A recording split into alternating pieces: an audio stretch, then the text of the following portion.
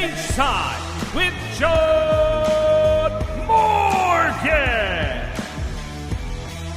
And welcome everybody to another episode, post UFC 301 episode of Cageside with John Morgan. I'm your host, Eric McMahon.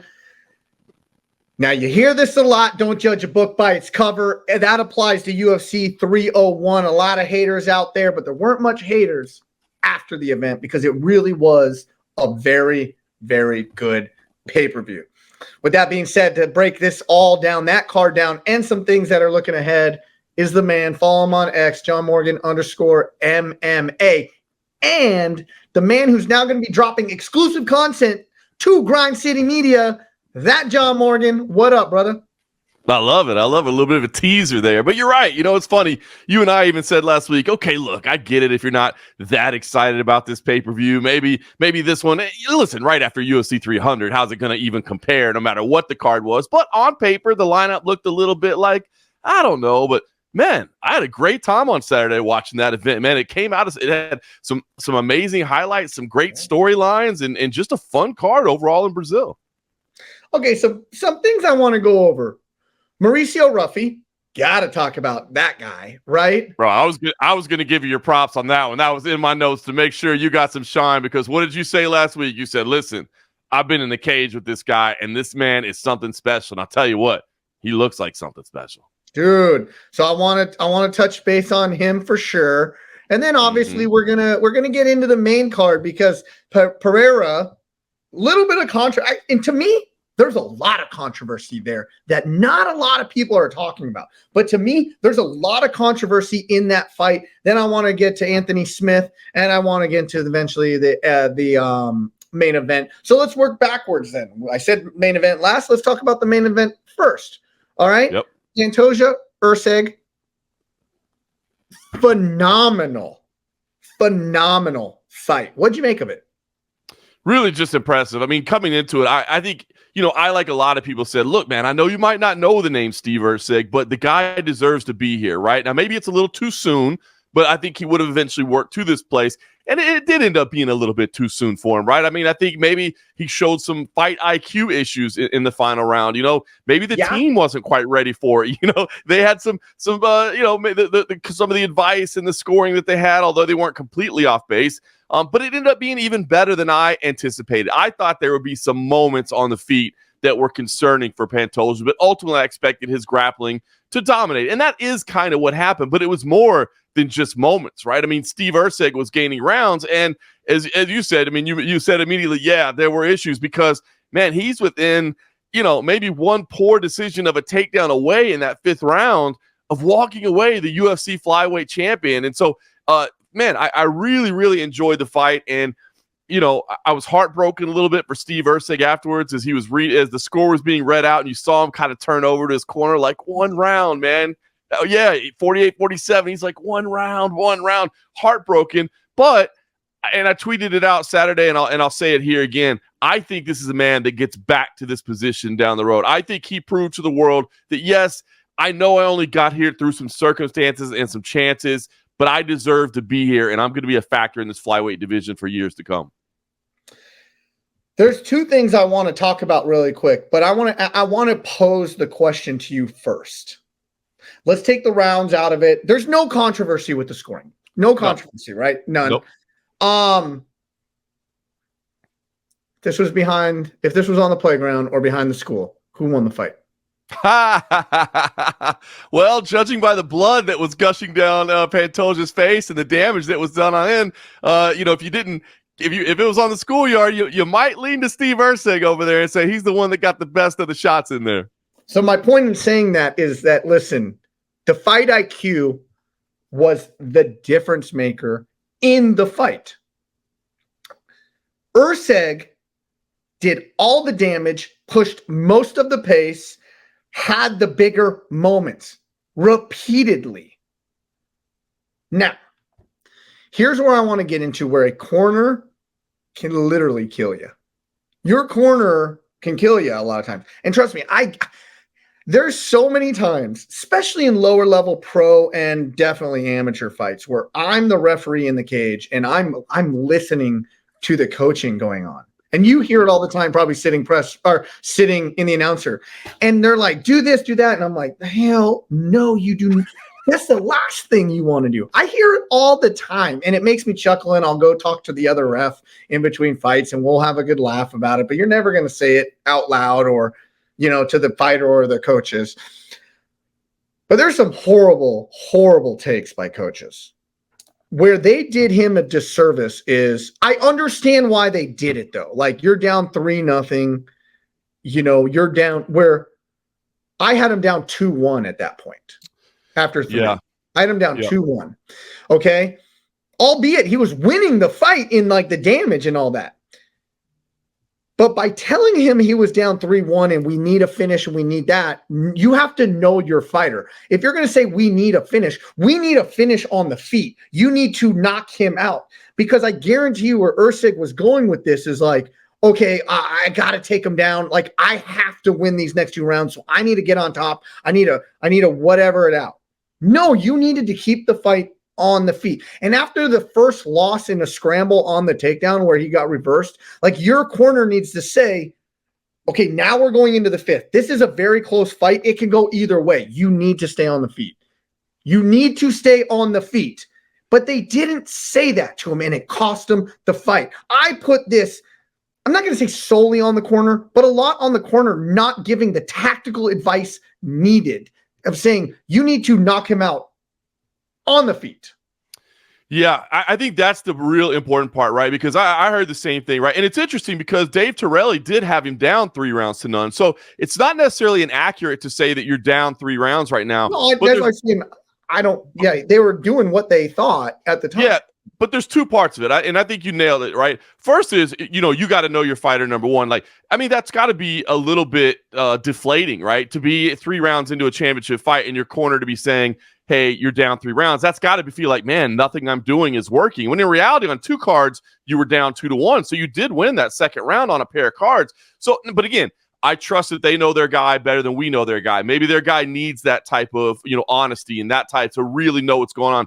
I would think it would be a little bit deflating, and you'd want to motivate your guy. Like, hey, man, you're having some success. You're having some spots, rather than you're down 3-0. You got to get a finish. But, I'll trust that psychology and mentality to the team who's working with that guy on a daily basis and know what their guy needs to hear, right? Because the truth is, a really good coach understands that everybody on their roster, on their team, needs to be handled a different way in terms of psychology and mentality. So I'll trust him on that. But I think the part you nailed is 100% right. It's one thing to say, hey, you need a finish. It's another thing to say, look, your best moments are happening on the feet, which is what we expected coming in, and listen, not that he's incapable on the ground. He's a solid grappler, but Pantoja was just clearly showing that he was the better scrambler and he was reversing out of those positions. So we don't want you there. I looked at, and looking at another fight on the card, right? Caio Borralho and Paul Craig, right? That fight, when Paul Craig went to the ground, Kyle didn't even for a second say, no, get up. We're coming back to the feet. We're not doing that. I love it when I see guys do that, right? Because they know, hey, this is where my best opportunities are to win the fight. Not that I can't win the fight there, right? Everybody's training everywhere, and everybody at that level is good everywhere. But hey, I'm good everywhere, but I'm best here, and that's where I'm having the best success. So, yeah, that ill-advised takedown in the 5th round, he said afterwards that he didn't know. He thought maybe it could have been 2-2, or maybe he was down 3-1. But the bottom line is the tactic was ill-advised. It wasn't working. That was not where he was having his success. Albeit being reversed in round 4 with the same It's I know. It's frustrating. And that's why I say it was heartbreaking for me, again, to Steve, as the scores are being read out, and Erceg looks over his corner like, man, one round. But listen, he was kind of playing on house money here, right? I mean, he was not supposed to have this opportunity. He was a year into his UFC career. Things had to change, right? Alex Pereira was supposed to be the headliner. That didn't happen because Conor didn't fight at 300, so they needed to pull Alex off the card. Pantoja wanted to fight so bad in Brazil because it was home country. They needed somebody, but Amir Albazi was hurt, and Brandon Royval was hurt. So all these things had to happen for Steve Erceg to get his shot. After watching him compete, I believe there will be a day down the line where he gets another shot at the belt, and it won't have to have all those things going his way for him to get this opportunity. So I know he's heartbroken. And this is a big fork in the road for your career, because you could let this thing completely deflate you, right? I mean, that long trip back to Australia, you could beat yourself up on the plane and sit there and go, I can't believe I did that. I was 5 minutes away from being champion. I'm such an idiot. Why did I do this? You could beat yourself up. Or you can get back to the gym and you can say, man, I wasn't supposed to be here yet. I got this opportunity, and I was 5 minutes away from having UFC gold wrapped around my waist. I know what I need to improve now. I know I got to work on it. I'm going to be calmer in those situations. I'm going to be more cerebral in those situations. And when I get there again, I won't make the same mistake again, and I will be UFC champion. And Steve Erceg looks like the kind of guy that's going to be the latter of those two. But I just hope so, because I was heartbroken for the guy afterwards. But I think he showed the world, you may not have known who I was before Saturday night, but you know who I am now, and you're going to see me back. Is it safe to say to get Pantoja out of there, you have to kill him? Yes. Yes, it is safe to say that. Like, you are not going to finish that guy, man. That dude is as tough as they come, man. I don't know how you can't be a Pantoja fan. I understand he's, maybe not the most marketable guy. He's not going to say wild stuff. You know what I mean? He's not a trash talker. That's not who he is. He's not going to be out of his character, but he is. You talk to anybody that's around him, man. He is a hardworking, dedicated dude, and he's well-rounded everywhere, man. And yeah, if he's not unconscious, he's still swinging. He's still coming at you. And he was walking through some hellacious shots, walking through them. They didn't phase him. And he's getting his face sliced up like crazy, and they're not even phasing him. And he's getting hit with big shots, not even phasing him. I mean, it's impressive to watch. Yeah. And listen, and how impressive were Erceg's combinations and his movements and his angles and all the things that he was punching them with. I mean, all those big shots that he was landing, he was creating. So really a fun fight. I mean, again, going into it, I said, listen, I think a lot of people are undervaluing Steve Erceg here. But what I thought was, early on, he's going to land a shot or two that's going to get everybody on the edge of their seat to go, ooh, he does pack some power. But, man, he was in this thing until literally the very end of the fight, man. So this thing ended up being a very, very entertaining main event. A big win for Pantoja, a win that he wanted so bad, right? An opportunity to fight in front of his home country down in Brazil, and he got that win. He was tested once again, and there's going to be some people gunning for him, but this was a great main event. Yeah, I mean, Pantoja, you can interchange the opponent. I think with him, the fight is going to look the same. Mm-hmm. He's just a dog, and he's going to make whatever opponent he has nearly fight the same way. It's going to look the same. And I mean, the guy's just a dog. I mean, no matter what. I mean, did this not look like almost a repeat of the Moreno fight?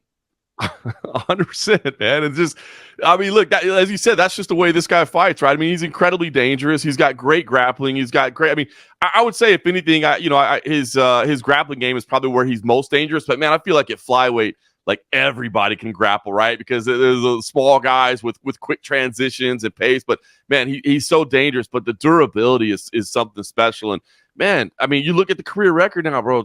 28-5. I don't care what level you're competing at, what division you're at. I mean, that is impressive. That is incredibly impressive. So, kind of where I was going with this is, okay, he's a good striker. I'm not going to say anybody is going to put him as like the best striker. Obviously, he wasn't as good as Erceg in this fight, but he's going to rush in with punches. He's going to try and put you on your back foot. He's going to look like he's exhausted. He's going to have the commentator saying, oh, his energy is really wearing, like he's definitely slowing down, which I really don't think he is. I think perception is not reality with him, right? And then he's going to get a takedown, and he's going to smother you and maul you and grind you and rinse and repeat. Rush in with punches to put you on your back foot, look like you're tired, get the takedown, maul you, smother you, rinse and repeat. Interject any opponent you want in there. It's pretty amazing, right? I mean, and you look at who he's beaten, right? I mean, you take a look at the UFC flyweight rankings right now. They have yet to be updated. They'll be done later tonight. But, he's got to win over number 1, Brandon Royval. He's got to win over number 2, Brandon Moreno. He's got to win over number 5, Alex Perez. I mean, you still got some fresh opponents in there, and Amir Albazi, Kai France. You got some names. Mohamed Mokaev is making his way up there. Steve Erceg. I'll tell you right now, I moved Steve Erceg up on my flyweight rankings that I turned in. So yeah, so I wouldn't be. He came in ranked number 10. I wouldn't be surprised to see him sitting at 6 or 7 at the very least after this fight. I mean, very rarely do I move people up in a loss, but I just think he showed that, man. Again, he was within a round of walking away as the champ. So, but you got to look at what Pantoja has accomplished and who he's already beat. I mean, of course, the UFC is always going to find opponents. There's always names, but to just step back for a second and take a look at what this man has accomplished and where he stands in his career. It's pretty impressive. I got a great Pantoja story. Let's hear it. Now, this was, I'm going to tell you, I got to look up the date again. Okay, it was May 8th, 2015. May 8th, 2015. Young little, trying to make your way in the combat sports official world. Eric McMahon was in Tunica, Mississippi as the official timekeeper of LFA versus RFA. Main event. I believe it was a main event. It might not have been. I don't know. I think it was the main event. Damasio Page, UFC veteran, WEC veteran, and I believe he was the LFA champion. It was an LFA, RFA super fight. So one guy from each promotion taking on who I didn't know anything about, Pantoja, in the main event of that card. And Pantoja is getting beat on the feet. I mean, he's kind of taking a pounding, right? Gets taken down. Damasio Page could crack. He could crack. Page is on the ground, beating him too. Just like on top. Boom, boom. With 10 seconds left, Pantoja throws a triangle up. Nobody thinks it's dangerous because he's still hitting. Time bell runs off. My business partner, David Ferguson, was the ref that night. He pulls him off. Damasio Page is face down, unconscious. Everybody thought the triangle wasn't there. Right. Damasio Page face down, unconscious as the bell. After he separated him. And it's not like Pantoja held onto the choke. Right. The bell went off. He let go. Damasio face down, unconscious. And Damasio Page was dominating this fight. That's incredible. That's an amazing story. I pulled up the card, and it was the main event of the night. As you said, it finished at 5 minutes of round 2. So there's the explanation for how it was the 5-minute mark, because the round actually ended, and he's unconscious. I was the official score timer. Look at that, man. This is a good-looking little card, too. The co-main event, Luke Sanders and Terrion Ware. Brian Hall's on there. Bojan Velickovic versus Charles Byrd was on there. Young Bryce Mitchell on there going his second professional fight. I mean, that's a fun little card right there. Luis Peña's on there, man. Wow. Yeah, Adam Townsend, do you know him? He went over fought he fought overseas a lot. He was on that card. Gosh, this was. Hey, it's just fun to look back at cards like that. And listen, you and I mean, we love and support, regional developmental mixed martial arts, right? But I love seeing that. It was the third fight of the night. It's crazy. You never know what you're going to go see with. And that's why I love these cards so much, going and working at CFFC events, working with Tough Enough and, seeing these amateurs or these, beginning level pros start to make their career. And then you look back, you're like, man, it's always fun especially when you see something, right? When you just see a little something in somebody where you're like, ooh, that guy's got something. Look at bout number 10. Do you still have it in front of you? I didn't. I'll pull it up. Bout number 10. I'm pulling it up right now. Scrolling down to bout number 10. Bobby Taylor versus TJ Brown. Look at that. You know who Bobby Taylor is?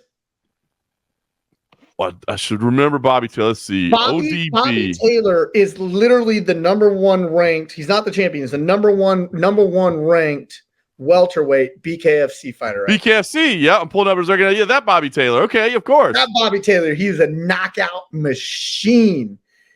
Him and TJ Brown on that card. TJ Brown. That's amazing. Oh, gosh. And Bobby Taylor won by punches. Dude, I'm telling you, that guy hits anybody. I've reffed a lot of him when he was coming up through the amateur. He's a one-shot KO power guy. But anyways, I digress. We got down this. This is what we do. We get down rabbit holes on the LFA card from what, 2015? Hey, you're looking for hardcores. That's hardcore right there. That is hardcore. But anyway, so let's get back to this. Let's get back to this UFC 301. Let's get this episode back on track. So I kind of want to go down to, we need to talk about Jose Aldo. Oh, you have to. Jose Aldo, Jonathan Martinez coming in as the betting underdog and flawless victory. He looked incredible. Amazing. His hand speed was, it was honestly as faster than I've seen it. And it might be the opponent, but it was lightning fast. Yeah, it's interesting, right? Because I think two things can be simultaneously true, right? Like, I do believe that Jonathan Martinez had a bit of an off night. Like, it just seemed like he couldn't pull the trigger. It seemed like he couldn't get things going. But I don't want that to take away from just how good I thought Jose Aldo looked. I mean, as you said, it looked like he just didn't miss a beat, man. And when he would rifle those combinations off, his hands look so good. And it's just his technique is perfect. I mean, literally, the technique is flawless. The way he comes forward, high guard, chin tucked, had some leg kicks, but not as many as we've seen in the past. I mean, a younger Jose Aldo, I mean, I'll always remember tearing up Uriah Favors. Too. Exactly. So that adds into it as well. But the hand speed was there. Didn't take a lot of damage, and I mean, it was a great performance. I mean, even just embracing the King of Rio. I mean, wearing the crown out there. I mean, even that's a home run. You know what I mean? Everything. Dude. Oh my gosh! Just I mean, at 37 years old, and I just marveled afterward. That was a tweet that I sent out also on Saturday. It was like, can you believe it, man? That man made his WEC debut 16 years ago, right? And you'll have to remember at that time, which a lot of people that weren't around at that time might not know. I mean, the WC essentially was the UFC of just the lighter weight classes once it was purchased by Zuffa, because they didn't have all those weight classes. So, I mean, this man was fighting at the highest level of sport and still is 16 years later, man. And just the guy is such a flawless fighter and a flawless human being as well. He's just so well respected in the community, in the mixed martial arts community in Brazil. I mean, he's legit revered. I mean, you talk to fighters all throughout the week on the card, and they're like, man, this guy influenced me to get into it. Like, I'm honored to be competing on the same card as Jose Aldo. So, I mean, what a fantastic performance, and really opens up a lot of possibilities. This was the final fight on his UFC deal. And I heard a lot of people speculating coming in, that maybe he just wants to get through that deal and go somewhere else. I just don't know. I can't see that the UFC cannot let that happen. I agree. It's hard to believe that Jose Aldo would even consider it. I do too, to be honest with you. I think he's the kind of guy that's been a part of this company for so long. And listen, at the end of the day, money's money. We know that, right? But he's made a lot of money, and he's not a big flashy guy that goes around and, is just dropping money everywhere and needs it. So, I got to believe that he's in a good financial position. But listen, if somebody comes in and says, what's the UFC offering you? We're going to pay you 10 times that. How about that? You got to at least consider it. You're not being responsible to your family if you don't. But I tend to agree with you. After that performance, I can't believe that the UFC would not want to utilize him in some manner going forward. He's a legend of the game. He's a UFC Hall of Famer. And I just don't believe, as you said, I don't think Jose Aldo wants to go anywhere else. Again, can't be irresponsible. You got to, I always say this in life, if the phone rings, you answer it. You know what I mean? You got to at least hear the opportunities that are available to you to make those opportunities. But to make the decision, I don't think he's going anywhere. And again, he was a guy that was removed from the rankings because he retired, right? So I'm really anxious to see where he enters the rankings again. He left at number 5 when he retired. I think he's still top 5, 6 at worst when you look at the way that division is right now. So he'll re-enter the rankings this week, and man, he'll have some real possibilities of some big fights in front of him. And Marav Dvalishvili loss does not look as bad. Heck no, man. It really doesn't. You look at the setbacks that Aldo had. I mean, look, he did go through a stretch, where he was 3-4, of a stretch of 7 fights. But you look at the names. Yeah. Alexander Volkanovski, come on. Marlon Moraes, Peter Yan, and Merab Dvalishvili. You know what I mean? Like, those are all elite level fighters, top level fighters. And that was Peter Yan when Peter Yan was the most feared man in maybe combat sports. Agreed. Absolutely agreed. So, you know, it's easy to write people off quickly, but I mean, the guy looked tremendous. And again, I'm not ready to write off Jonathan Martinez either. I do think he had a bad night. You could see how kind of heartbroken he was at the end of it. Like, I think he knew that was his big opportunity. And I think at the end of it, he felt that, yeah, this guy was better than me on the night. But I think he probably felt like, dude, for whatever reason, I just didn't have it tonight. I couldn't get going. You heard Coach Mark Montoya, like, just begging to get, volume going, get combinations going. And he just seemed like he was having issues really pulling the trigger. Credit to Jose Aldo for that as well, not giving him a lot of targets, not giving him a lot of openings, and countering tremendously every time as well. But I felt like it was kind of an off night for Jonathan Martinez, and I think he'll be back. It's a shame to see that win streak come to an end, but I think there's brighter days ahead for him. But look, man, Jose Aldo can still compete at an elite level and a true legend of the game. And I was worried about that one coming in. I said, oh, man, I love me some Jose Aldo. Don't let him get beat up. Don't let me see Jose Aldo, because sometimes you get old overnight, right? Sometimes you just get old overnight. I was like, please don't let it be that night. It wasn't that night. And, man, for the fans in Brazil, I've been down there. I've had the opportunity, to be in Brazil when he fights. They love him. He is revered. And so this was a special night for everybody that was in the building that night for sure. And that crowd was electric when he made that walk when he was fighting. Okay, let's take his sole outside of the major promotion loss out of the equation from 2005. Let's throw his loss from 2005 out the window. Okay? Here are his only losses. Conor McGregor, Max Holloway twice, Volkanovski, Moraes, Peter Yan, and Dvalishvili. I mean, all but one, a former UFC champion, and Merab isn't yet. So I mean, you could say two, but he's still got a very good chance of doing that at some point. For a title, though. And Moraes fought for a title. He was a World Series of Fighting champion. He was very much considered one of the absolute best in the world outside of the UFC before he came to the UFC. It's a shame because I think a lot of people's introduction to Aldo may have been through Conor McGregor. And Conor, man, there's no question about it. Like, he got into Aldo's head bad. And, I think if they fought 100 times, that only happens the one time it did. You know what I mean? To go down exactly the way it went down. But, I mean, that really just helped create even further. That night, man. We had all these people over. It was done within one exchange. It's like, what do we do now? It was insane, man. It was us. But I mean, and by saying that, I don't want to take away from Conor McGregor because obviously, I mean, that was the build-up run of one of the most tremendous athletes we've ever seen. And a big part of what happened was because of the mental warfare that Conor McGregor had been waging for months ahead of that. I mean, gosh, I got to see the build-up to that when Conor actually came down to the press conference in Brazil and put his feet up on the table and took the belt. And, oh, man, it was that was a special, special time in the career of that man. But, yeah, Jose Aldo's a legend, man. The Chad Mendes fights, oh, my gosh, those will always be with me. I mean, the Uriah Faber, I mean, the destruction of the legs. I mean, special moments for this man, incredible. Part of UFC 129 as well. I mean, we always think, of course, about George St. Pierre and Jake Shields in that card, but, the win over Mark Hominick in there and the massive hematoma in the stadium. I mean, this man just had some amazing moments through his career. And who knows? I mean, Dominic Cruz fights on the table. Maybe a Henry Cejudo fights on the table. I'd love to see a Dom fight. I do too. Two old salty dogs getting at it after it.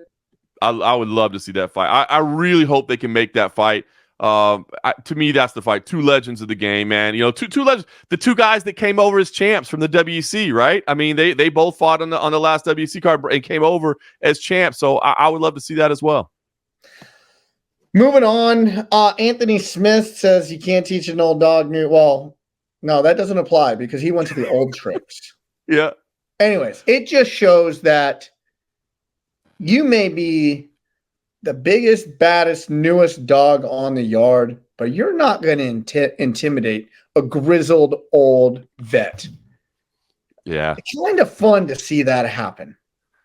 It was cool. It was cool because listen, this was another one that I was worried about, right? I was like, man, you see the massive size of this dude at 205 pounds.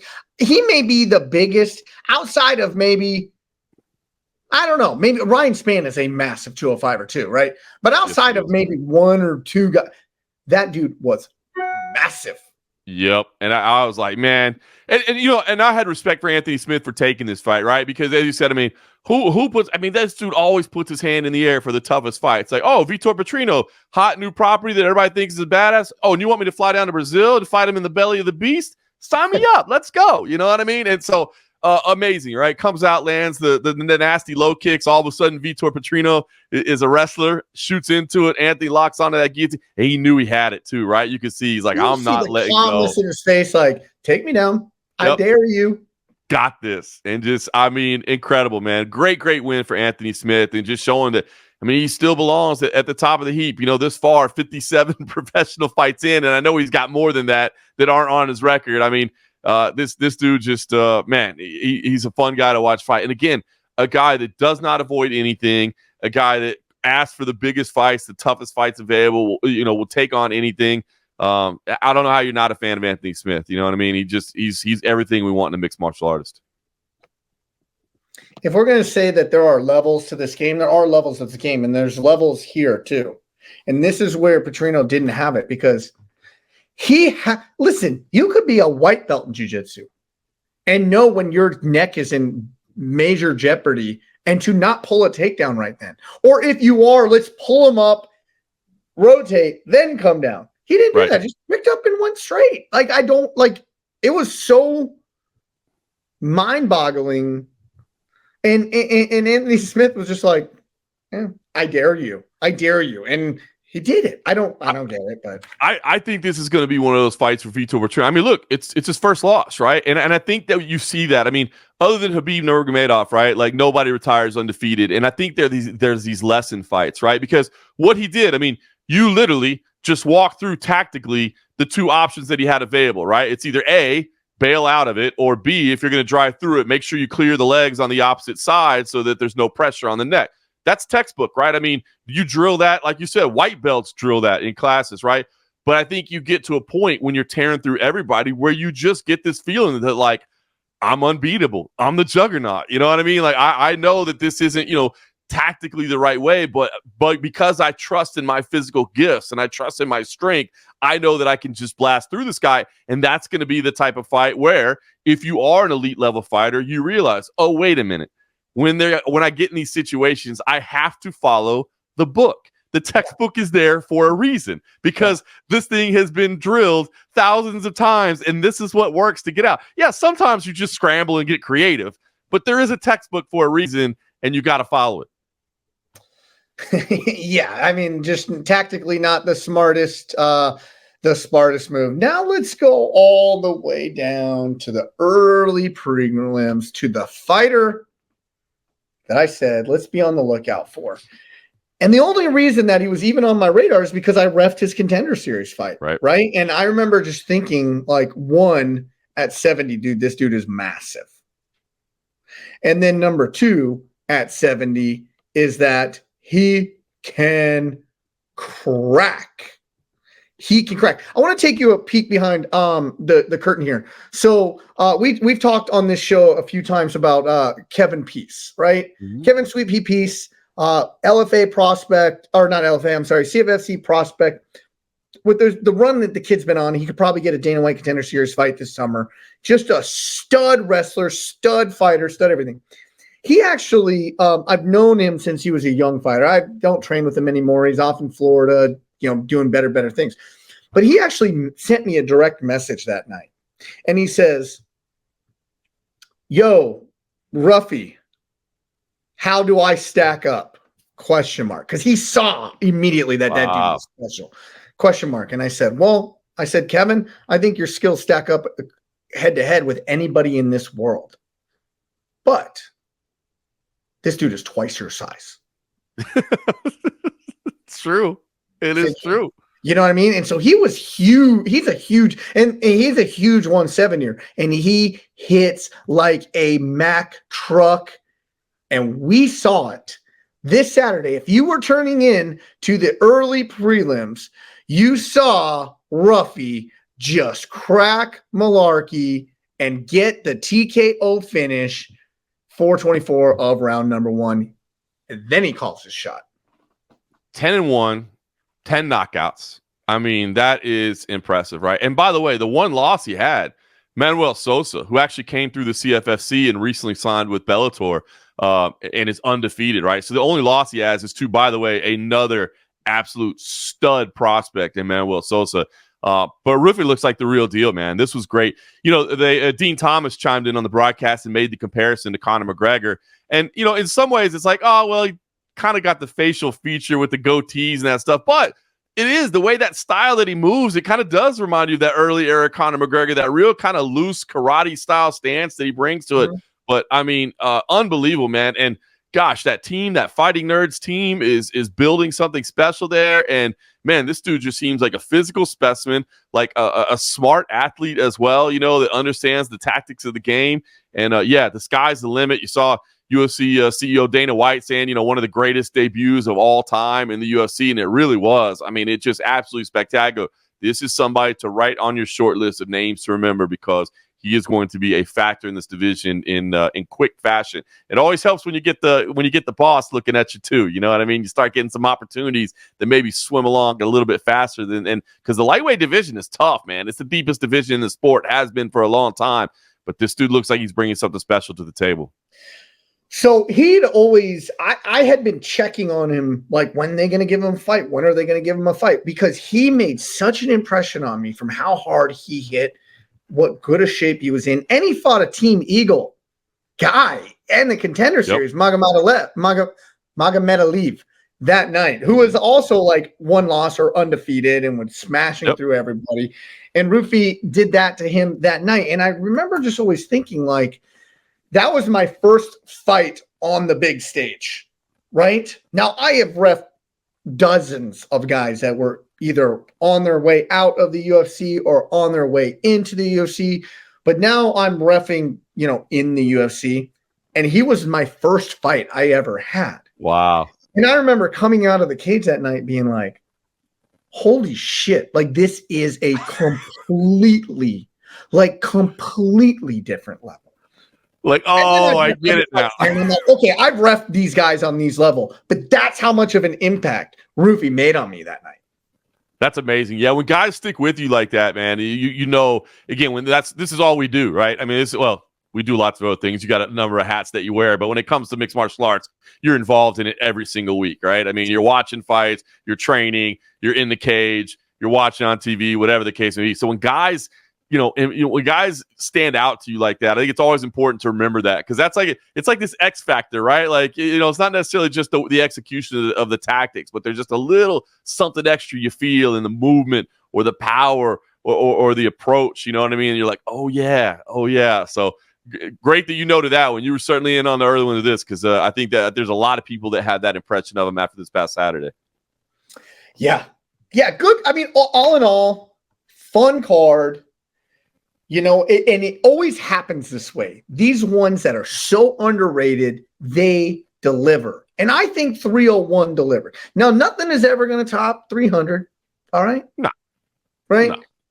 299 and 298 were amazing cards as well. UFC has just been on this run. But I have to say this. Did the sellout record not I don't know. I don't know. I mean, you know the facts and figures. Where did they announce the crowd? Was it the sellout record still? Because we can get creative, because it looked like it was a little sparse in there at points. It looked like, I mean, look, it's, you know, it's late in Brazil, and you know, the economy's tough down there right now, man. It really is. The Brazilian reais is struggling right now. You know what I mean? So I get it. I mean, and this is one that I said too, because it's like, I understand that people weren't as excited about it. And I said going into this, like, look, if this is the one that, you know, I mean, look, the Brazilian reais is struggling. The US dollar is tough too right now. People are hurting. So if you're like, man, listen, I love me some MMA, but I just can't get down on spending $80 for this one, like, I get it. Like, maybe there wasn't that much, you know, appeal to you. They're like, I'm willing to fork over my $80 for that one. Totally understand. But in terms of if you sat down and you watched the fight, it was a fun night, man. There were, like you said, I mean, some legendary performances, so I mean the Jose Aldo moment, the Anthony Smith, old dog moment was in there. There was some fun folks. Caio Borralho, by the way. I mean, if you weren't sold on Caio Borralho, Ruffy's teammate. Yep, Ruffy's teammate, man. If you weren't something, I said they had a great night. And Caio Borralho, man, I thought he looked good. Like I said, we were talking about it earlier, but I praise him for his fight IQ. Realizing that, hey, I feel like I could grapple with Paul Craig, but why should I? We know how dangerous that guy is. So when you just back away and you're like, nope, get back on your feet. I love that stuff. Also, another Dana White Contender Series fighter. He was actually cornering Ruffy that night. It's amazing, right? I mean, and a good dude, man, a really intelligent guy and a good dude. And he's translating for himself in his post-fight interviews, delivering in English and Portuguese. I mean, that was amazing. Look, had some controversy as well, right? The Michel Pereira controversy. Joe Anderson briefly, maybe some controversy as well. That's okay. The doctor stoppage with Jack Shore. That was a little weird as well. So there were some fun things in here. The point taken off. There's some weird stuff in there. But I do want to talk to you about Pereira. Yep. Stoppage, just in what your opinion should have happened. Now let's recap. He drops him, does his, we've seen him do before, turn around, do a backflip and try and land in like the north-south position. Comes down, the knee clearly hits him in the head. Then the ground and pound goes from there. Without citing rules, and I mean, I guess we have to cite rules to get down into what we think should have happened. But what do you think should have happened? I'll be honest with you. Had it been noticed in the instant, I would have had no problem whatsoever if the referee had said, stop. We got to stop this right now. The fight plays out. I don't feel like that blow was the one that really did the damage, obviously, that sent him to the ground, or that it landed clean enough that it truly impacted the fight. I mean, scrambles happen, right? It certainly wasn't thrown with the intent of landing in the head. We know that. There was certainly no intent. Irrelevant, though. Irrelevant. You're right. Irrelevant, unless we're talking about terms like disqualification or something along those. But you're right. An errant, foot or knee that lands to the head of a grounded opponent is illegal, regardless of intent whatsoever. It did not seem to me like it was the most, devastating of blows, or that it landed cleanly. It looked a bit of a grazing shot as we watched the replays. But I'm going to be honest with you. Had they called that thing a no contest, I would have had zero issues with it whatsoever. And I think it's something that Michel Pereira has got to be aware of moving forward, because it did come very close to landing like devastatingly clean. But even if the way it landed had been deemed illegal enough to call it no contest, I couldn't have argued with it one bit. I might not have liked it as somebody that enjoys the showmanship and loves the fact that Michel Pereira is this crazy wild man that does stuff that other people won't do. But by the letter of the law, man, I would have had zero issues with that being called a no contest. I don't think I personally would have. And obviously, I'm not the one that ever has had to make those decisions. You have. So I'm curious what your thoughts on it. For me, I felt it was a bit of a grazing shot, that it didn't necessarily land clean. And so I was okay with it not being called that. But I certainly wouldn't have protested if it was. I love your passion. I just think you're wrong. I would have called it a no contest. And here's why. We can talk about how we feel the impact of it was. Right? That we see fights like that grazed off of them. That didn't hurt them. And then they're doing the stanky leg all over the place. Right? Where it's I noticed it right away. I remember turning to Grant. Grant, my homeboy, Grant Gibbs. I turned to Grant. I said, that's a knee to a downed opponent. Then bang, bang, bang, bang, bang, bang, bang, fight over. Okay? Replay then shows. And then they show the replay. And then commentator starts picking up on it. Mm-hmm.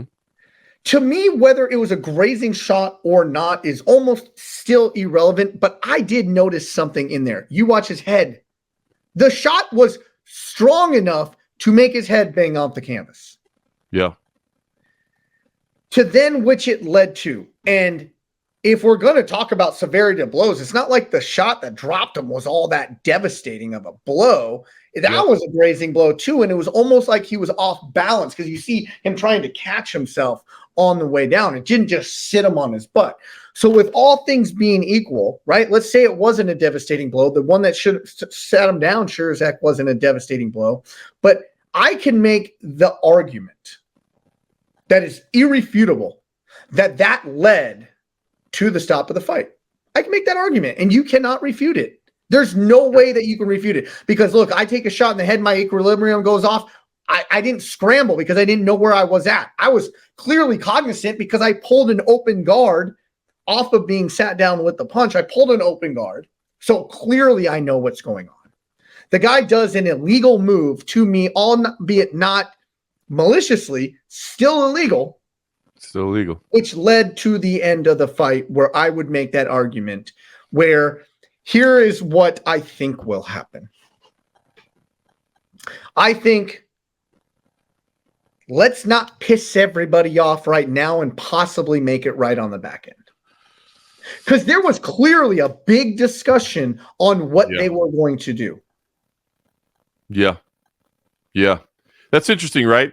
It's funny because I'll say this as you make your argument, and it was funny because you talk about your buddy Grant.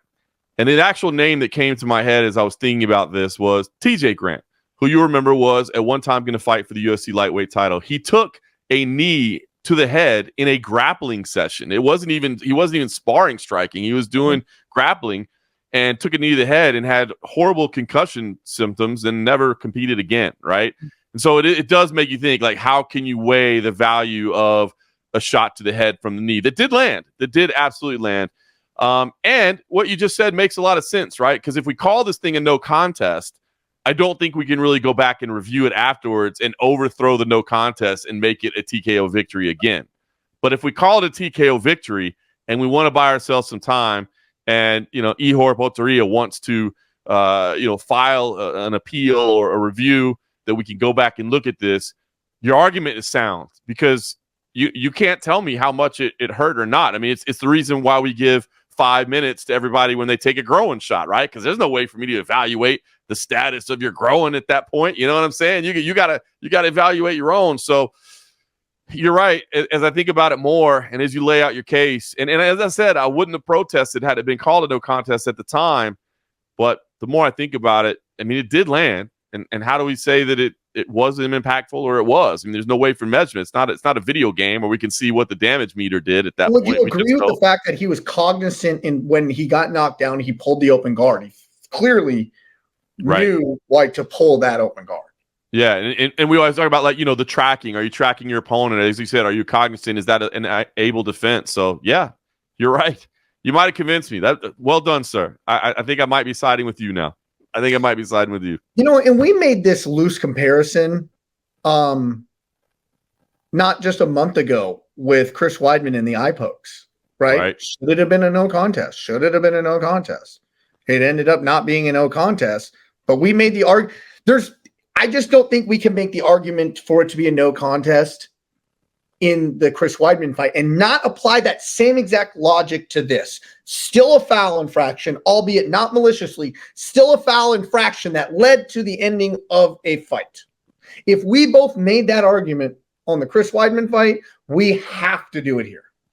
Yeah, you're right. You're absolutely right. I mean, letter of the law, that's spoken like a true official, to be honest with you, man. I think you're right about that. It is. I mean, it's there. You know what I mean? And maybe and maybe if that is what happens, maybe this really is the right way to do it, right? Because, kind of like in the NFL, they say, let the play happen, let it all unfold, and then we can make the decision afterwards. I mean, if they go back and call it a no contest at this point, now, there might be some very serious financial ramifications that have to be addressed, considering the way that UFC contracts are structured with win bonuses. But and the night of, the crowd all got their fun moment. You got your hand raised. Everybody went home and was like, yeah, that Michel Pereira, he's my guy. If you change it to a no contest now, it's like, whatever. I don't care. I saw him win. It was great. You know what I mean? Other than the fact that a win bonus is involved in there, which could be very serious, unless the UFC just says, keep your win bonus anyway, but this is a no contest.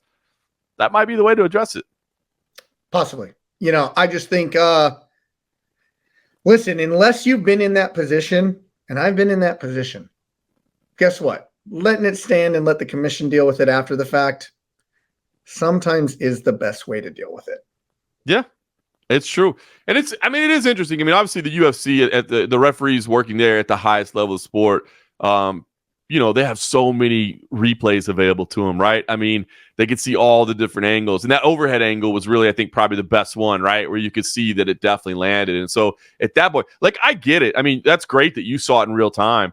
I can understand if somebody missed it in real time, right? Like it's moving around and it's happening very fast. And obviously it wasn't a shot that was targeted, right? I mean, had it been a kick or a knee that was thrown traditionally and you missed it, that would be on you. I can kind of understand missing this. And really quick, the only reason I caught it in real time was because the camera angle of which it was at. Right. Now, if the ref has a different angle, that's going to, like, honestly, with that trajectory and that happening, it would be very, very difficult for the ref to be like, I'm only watching the kneecap against that, see if it hits the head. Like, I have to be tracking that. Like, I know when a fighter's knee is down and somebody's like hip riding him and he's throwing something, I'm already tracking, is that going to be legal or illegal? Right. I'm already starting to track it. The referee is not starting to track if I'm doing a backflip. Am I going to knee a grounded opponent? It's just not happening. So I don't put any fault on the ref here. And the only reason I caught it in real time is because it was a great camera angle by the UFC at the exact time it happened, which the referee probably didn't have that angle. But the referee's also got to be able to step up and when the replays are happening and saying, oh, I see it now. I believe I may have missed this. And I know nobody in this arena is going to like what I'm about to say, but this is a no contest. The more we talk about it, man, the more. And I'm watching it live. I'm like, I don't think it's enough. But you're right. It's not about a value of is it enough. It's just did it or didn't it. It's binary. Did it land? Did it not land? Yes, it landed. Then it's illegal. Mm-hmm. So, anyways, all right. Take my reffing cap off. Back in my Just Fight Fan hat on. What do you got going on this weekend? Listen, one more week at home before we start getting crazy. It's a big weekend in the Morgan household. It's of course Mother's Day. We'll put that reminder out for everybody so you don't forget. Call your mom. Take care of all that. Okay, if your wife's a mom, make sure you take care of her. But this Sunday is also my son's birthday as well, so it's double. It's my son's birthday and Mother's Day all on Sunday. So we got some family plans. So I'm staying back. We'll be, of course, watching the UFC in St. Louis, but I'll be watching that on the TV. And then after that, I just figured out I'm on the road for 5 straight weeks, man. After this, we got a bunch of shows coming up. We got some CFFC shows. We've got some Fight League Atlantic out in Canada, actually making the trip over to Belgium for an Apollo MMA show over there as well. So a lot of fun. And UFC 302 is in there in the middle of that as well. So I'm going to enjoy this little family weekend at home and, take care of everybody in the household that's celebrating things and then get ready to start being the road warrior for the next 5 weeks. What about you? I'm sure you got about 100 things going on. Before we get on to me and my so exciting life, is there any special announcements you want to make? Well, in terms of, are we talking about Grind City Media or what are we talking about? Oh, yeah. Listen, you teased it off the top there, and I am excited. The fine folks at Grind City Media have green-lighted a project where in addition to this show each week, so we'll certainly not be replacing this, but I will be bringing some exclusive interviews as well to Grind City Media. We'll be doing some one-on-ones, Cageside one-on-one with John Morgan. So I'm excited to roll that out immediately. Booking some exciting guests right now. I'll leave that under wraps right now because we're still putting the finishing touches on everything, but you're going to be seeing some exclusive content right here on Grind City Media, which I'm excited about. So am I. Looking forward to it. And it's awesome how this just organically kind of just happens. You may have had somebody in your corner, i.e. me, but hey, you were looking for it. And fortunately, the fine folks at Grind City Media saw some value in it as well. So I'm looking forward to bringing some of those interviews to the masses in the very, very near future. Where the balls are rolling on that and things are happening. So yes, thank you for teasing that announcement, sir. I appreciate it. What do I got going on this weekend? Other than Mother's Day on Sunday and the any day now potential birth of my daughter. Saturday night, let's just hope she doesn't go into labor this night. Saturday night, I will be reffing Attitude MMA here in Memphis, Tennessee. Attitude MMA headlined by, do you remember the name? Jesse James Wallace fought on Dana White Contender Series. He's a really good prospect, trains with Cole Miller. out in Atlanta. He'll be headlining the event, but Attitude MMA on the LFA Fight Network on YouTube. Check it out. This is going to be the first time I've done this. I'm calling the action up until the pros start.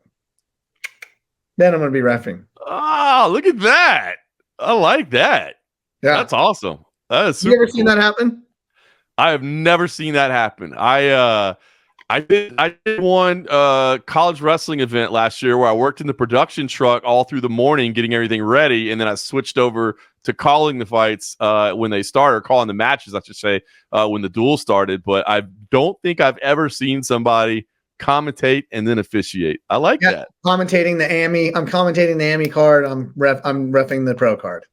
That's super cool. Look at that. Look, man, we got skills around here. I'm telling you, you're trying to bring experts to the table. We got experts here for you. Grind City Media bringing the experts together.